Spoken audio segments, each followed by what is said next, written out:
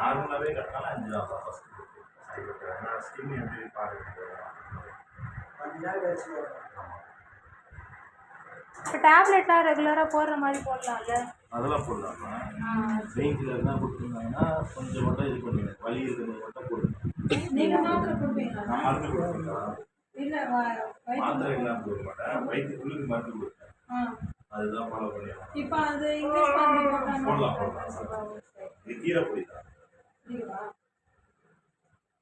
கீரை பொடி बस के कट करना है